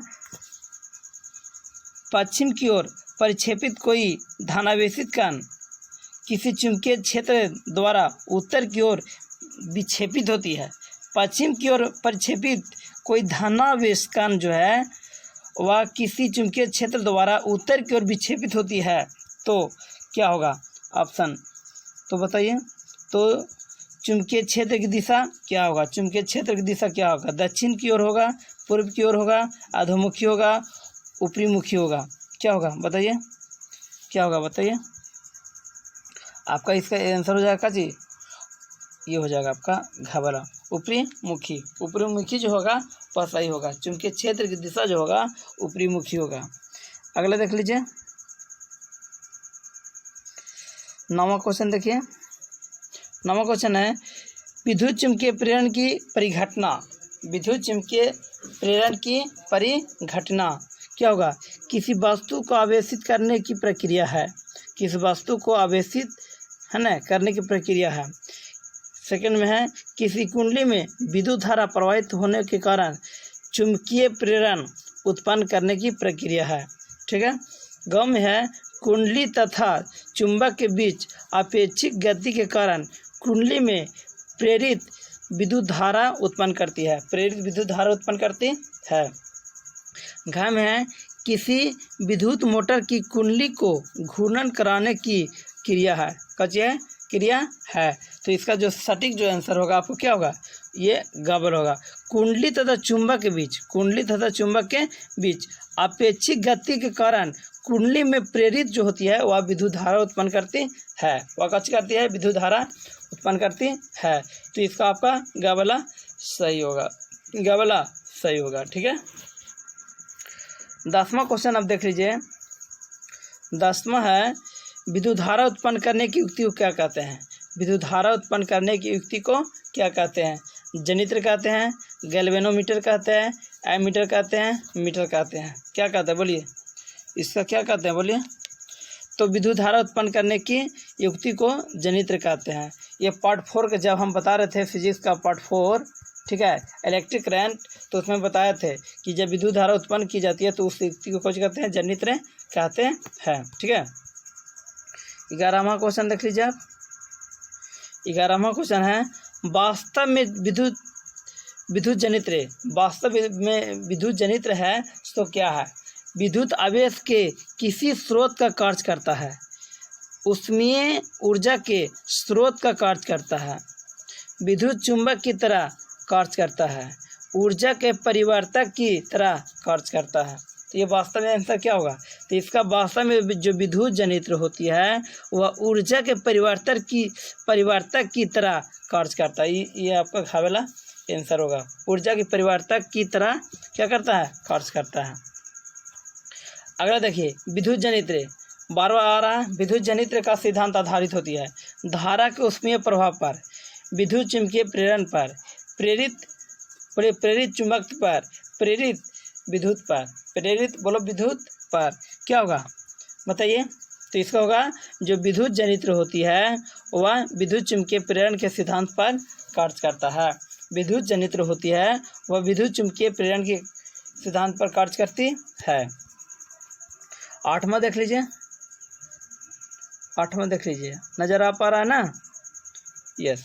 देखिए किसी एसी जनित्र तथा डीसी जनित्र में एक मूलभूत अंतर होती है।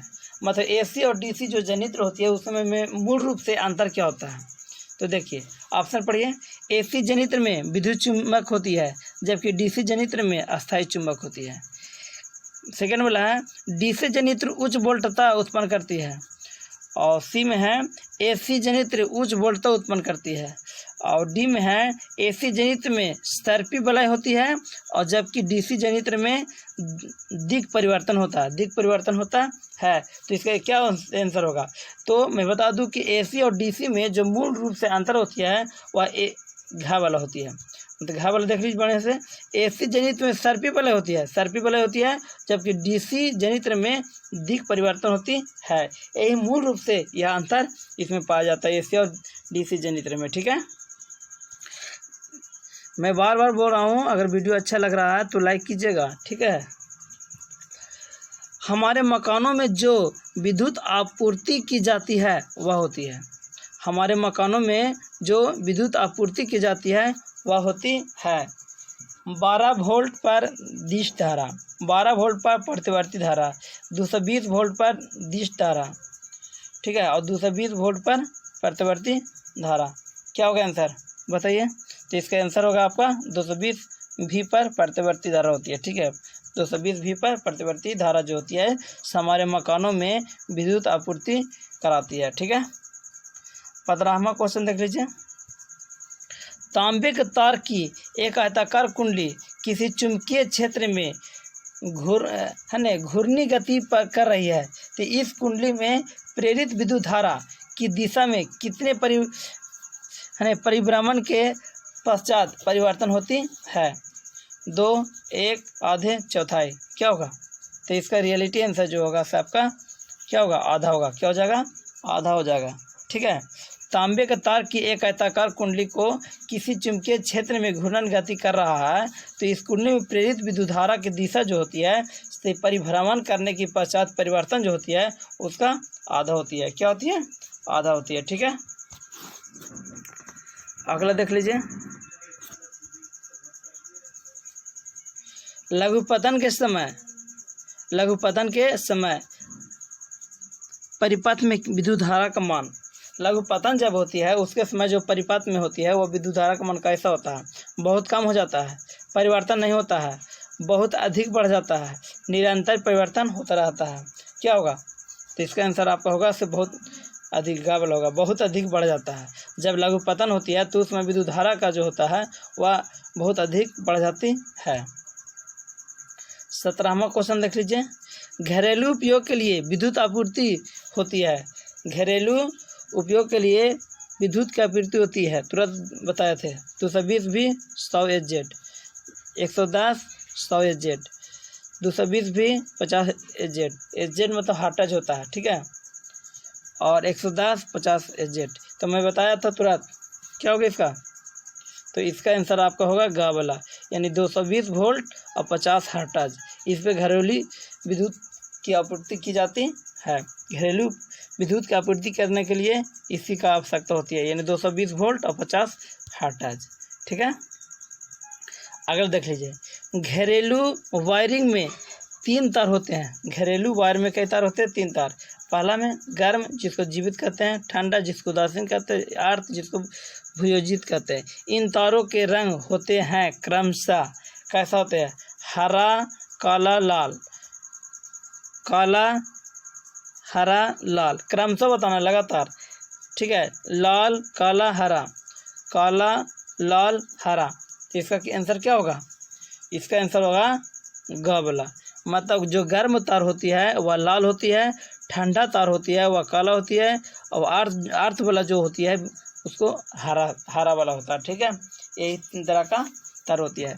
फिर से बताइए, गर्म रहेगा तो लाल जिसको रेड कहेंगे, है ना।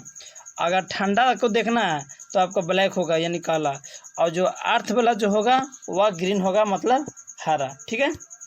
अगला देख लीजिए, स्विच लगाए जाते हैं। स्विच लगाए जाते हैं ठंडे तार में, गर्म तार में, भू तार में, कभी ठंडे तार में तो कभी भू तार में। तो किस में लगाए जाते हैं बोलिए? तो स्विच हमेशा जो लगाया जाता है वह गर्म तार में लगाया जाता है, मतलब खा वाला आंसर सही होगा। जो स्विच लगाए जाते हैं वह गर्म तार में लगाया जाता है। कौन तार में बोलिए? गर्म तार में। गर्म तार में स्विच को लगाया जाता है। अगला देख लीजिए, 20 वाला देख लीजिए। आ रहे नजर ना? अभी समय है, घर पर बैठे हैं लॉकडाउन में, आप लोग पॉलिटेक्निक का बेहतरीन तैयारी कर सकते हैं। ठीक है, उसको तैयारी कीजिए, और फिजिक्स को ध्यानपूर्वक ऑब्जेक्टिव की तैयारी कीजिए। और भी विभिन्न प्रकार के एग्जामों में क्वेश्चन जो होती है वो बराबर रूप से पूछती रहती है। ठीक है। देखिए 20वां क्वेश्चन है, विद्युत फ्यूज दुर्घटना से रक्षा कर सकता है। जो विद्युत फ्यूज होती है दुर्घटना से रक्षा कर सकता है।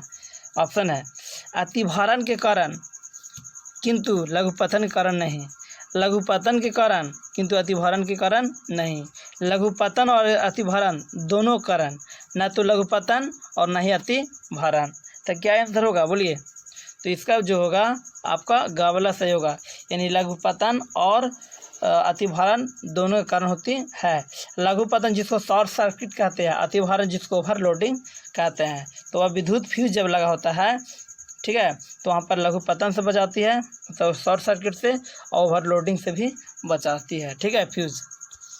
अगला देख लीजिए, अगला है आपका 21 वाला। विद्युत फ्यूज आधारित होती है। विद्युत फ्यूज जो होती है आधारित होती है धारा के उष्मीय प्रभाव पर, धारा के चुंबकीय प्रभाव पर, धारा के रासायनिक प्रभाव पर, धारा के विद्युत चुंबकीय प्रभाव पर। जो विद्युत फ्यूज होती है तो वह किस पर आधारित होती है बताइए? किस पर आधारित होती है? तो वह धारा के ऊष्मीय प्रभाव पर विद्युत चुंबक आधारित होती है। तो कहने का मतलब है कि विद्युत जो फ्यूज होती है धारा के ऊष्मीय प्रभाव पर, यानी केवल आपका आंसर सही होगा। ठीक है, अगर चैनल को सब्सक्राइब नहीं किए होंगे तो सब्सक्राइब करना ना भूलिएगा, कारण कि रेगुलर मैं वीडियो डाल रहा हूँ। ठीक है, बहुत मेहनत कर रहा हूँ और उस मेहनत को देखते भर में कम से कम आप लोग कुछ नहीं करेंगे तो कम से कम सब्सक्राइब कर लीजिए चैनल को और बेल आइकन को दबाना नहीं भूलिएगा। ठीक है, क्वेश्चन 22 बोला है कि विद्युत परिपथ में विद्युत फ्यूज जोड़ा जाता है। विद्युत परिपथ में विद्युत फ्यूज जो है से जोड़ा जाता है भू तार में, उदासीन तार में, विद्युतमय तार में, ठंडा तार में। किसमें जोड़ा जाता है? तो जो विद्युत परिपथ में विद्युत फ्यूज होती है विद्युतमय तार में जोड़ा जाता है। मतलब कि आपका गा वाला सही होगा, विद्युतमय तार में जोड़ा जाता है। ठीक है, फ्यूज हमेशा कौन में जोड़ा जाता है? विद्युतमय तार में जोड़ा जाता है। ठीक है, तो आप लोग के लिए आज भर के वीडियो इतना ही, और अगला वीडियो याद कीजिएगा कि अगला वीडियो जो है आपको ऊर्जा के स्रोत उसका ऑब्जेक्टिव मैं बनाकर डालूंगा। ठीक है, उसका वेट कीजिए, वह हमारा पार्ट जो है वह पार्ट 6 होगा। पार्ट कौन होगा? 6 होगा। ठीक है, तो पार्ट 6 का इंतज़ार कीजिए। ठीक है, तब तक के लिए आप लोग से मैं विदा लेता हूँ। हेलो दोस्तों, आप सभी का स्वागत है आपके अपने YouTube चैनल मैथ एक्सप्रेस पर। दोस्तों, मैं हूँ राजू रवि और आज के वीडियो में मैं ऊर्जा के स्रोत के बारे में बताने जा रहा हूँ। ठीक है, जो हमारा ये फिजिक्स का 7वां लेसन है, 7वां चैप्टर है, सॉरी 6ठा चैप्टर पार्ट 6 है। और पिछले वीडियो में मैंने 5 वीडियो अपलोड कर चुका हूँ जो लगातार फिजिक्स का है। अगर जिन लोग हमारे वीडियो को नहीं देखे हैं जाकर प्लेलिस्ट में जाकर देख लें। और ऊर्जा के बारे में आज आप लोग को बताने वाले हैं, जो भी मोस्ट इम्पोर्टेंट क्वेश्चन है पर क्वेश्चन हमारे वीडियो में अपलोड किया गया है। तो चलिए बिना समय बिताए वीडियो का स्टार्ट करता हूँ। पहला क्वेश्चन है, सौर जल ऊष्मक का उपयोग गर्म पानी पाने के लिए नहीं किया जा सकता है। सौर जल ऊष्मक का उपयोग गर्म पानी पाने के लिए नहीं किया जा सकता है। धूप वाले दिन में, बादल वाले दिन में, गर्म दिन में और तूफानी दिन में। क्या होगा?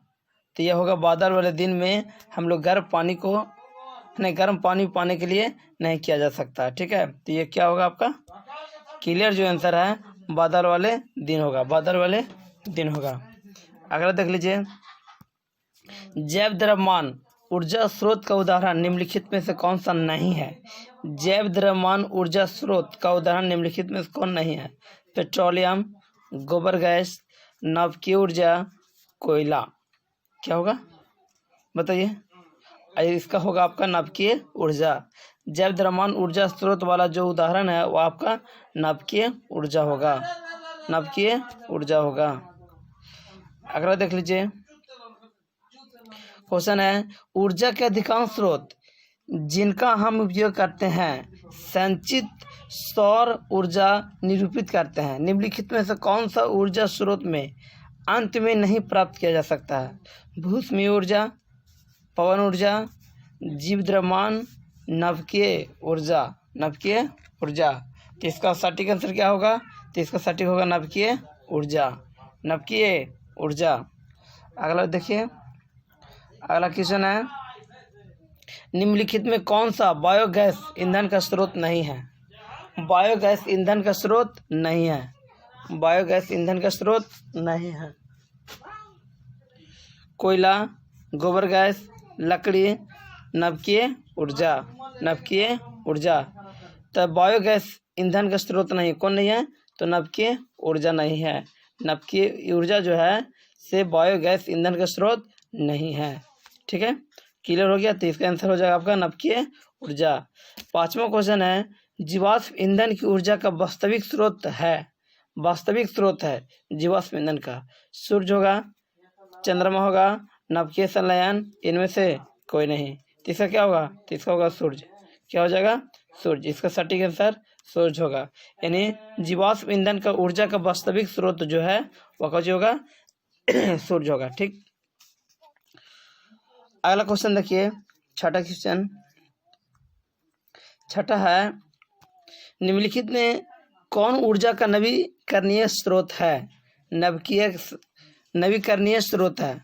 ठीक है, तो कौन सा होगा, कोयला होगा, लकड़ी होगा, पेट्रोलियम होगा, प्राकृतिक गैस होगा। क्या होगा आपका, तो इसका होगा नवीकरणीय स्रोत जो है इसमें लकड़ी होगा। क्या होगा, लकड़ी होगा। अगला देख लीजिए, सौर पैनल बनाया जाता है अनेक सौर कुकरों की संयोजित करके, अनेक सौर सेलों के संयोजित करके, सौर जल ऊष्माकों का संयोजित करके, सौर केंद्रकों का संयोजित करके। क्या होगा ऐसा, इसका होगा खावला। अनेक सौर सेलों को संयोजित करके सौर पैनल बनाया जाता है।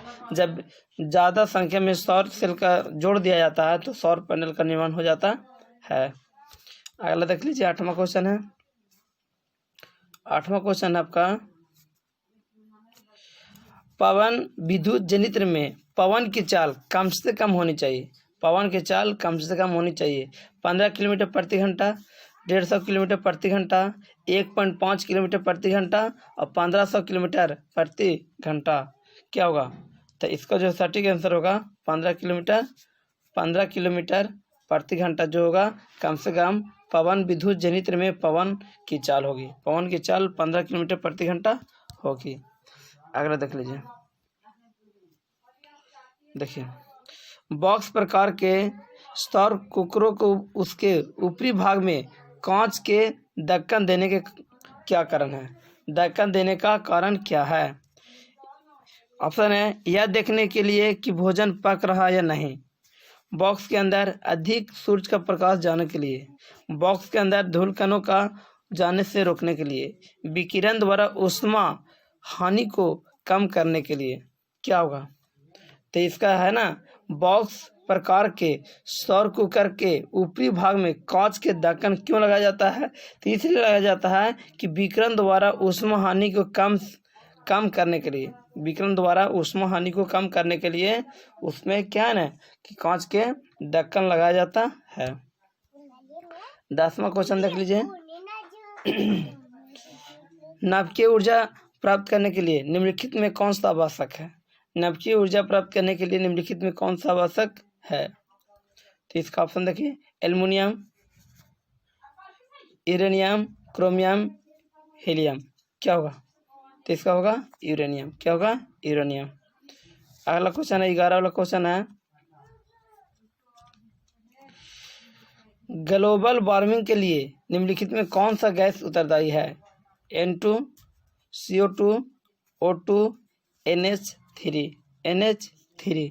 क्या होगा, तो ग्लोबल वार्मिंग के लिए CO2 जो है से ज़्यादा उत्तरदायी होती है, यानी कार्बन डाइऑक्साइड जो होता है वह ज़्यादा क्या होता है, उत्तरदायी होता है।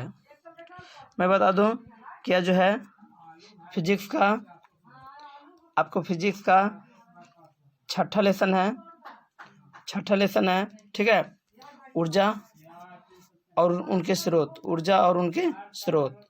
तो जो इस वीडियो को देख रहे हैं, कम से कम अगर वीडियो अच्छा लग रहा होगा तो लाइक ज़रूर करेंगे और सब्सक्राइब करना ना भूलेंगे। जो लोग वीडियो को अभी तक सब्सक्राइब नहीं किए हैं तो चैनल को सब्सक्राइब कर लीजिए, क्योंकि बराबर मैं वीडियो डाल रहा हूँ और सारे इंपॉर्टेंट है, पॉलिटेक्निक के लिए मोस्ट इम्पोर्टेंट है।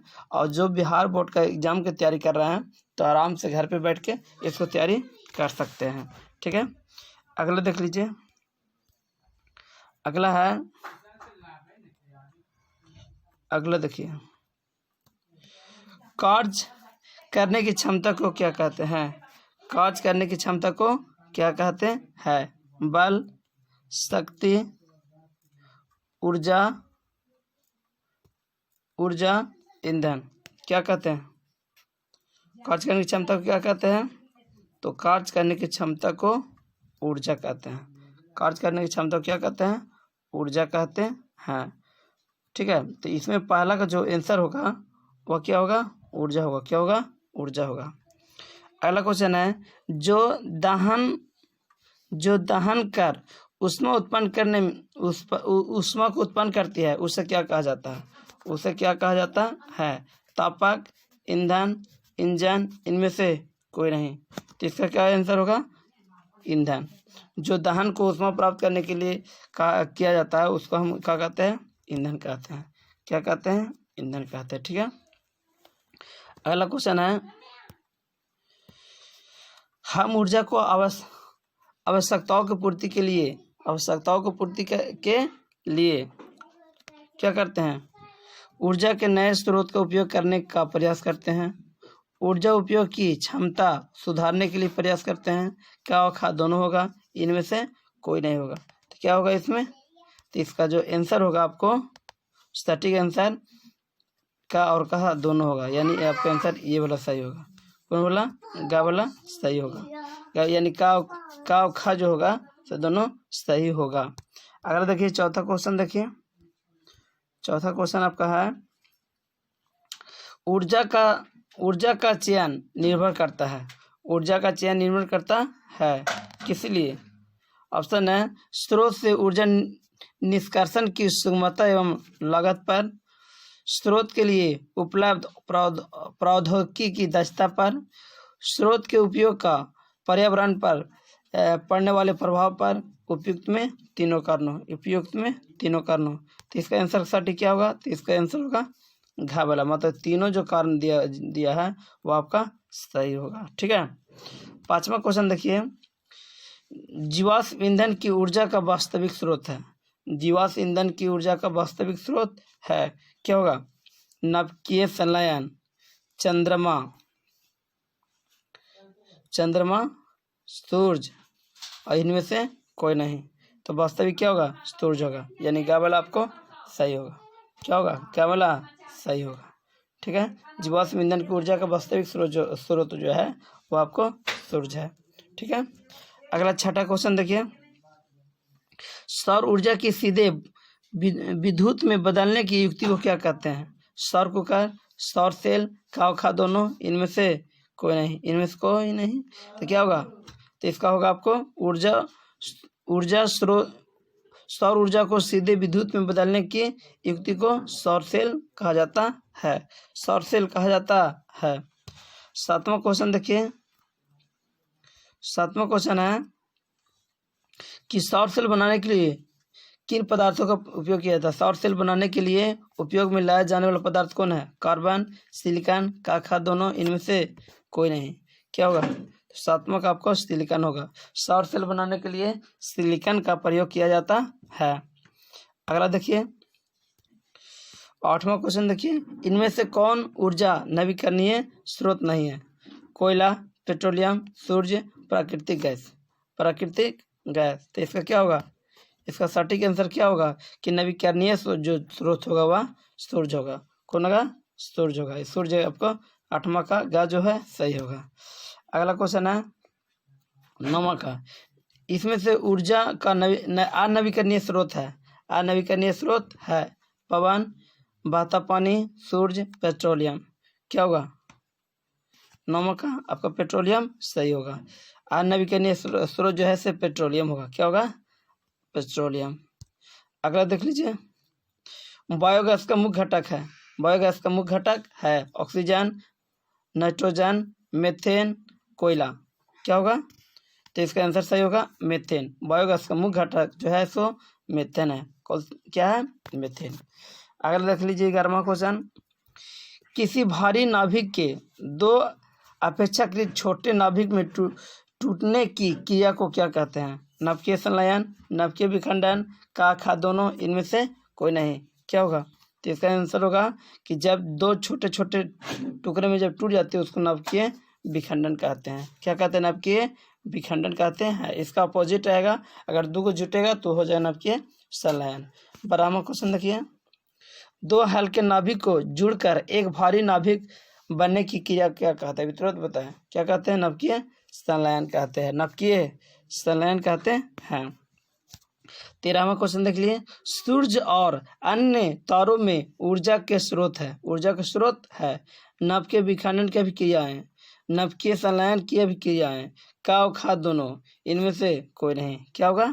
तो इसका होगा नभकीय संलयन की अभिक्रियाएं। सूर्य और अन्य तारों में ऊर्जा का स्रोत जो है से नभकीय संलयन की अभिक्रियाएं होगी।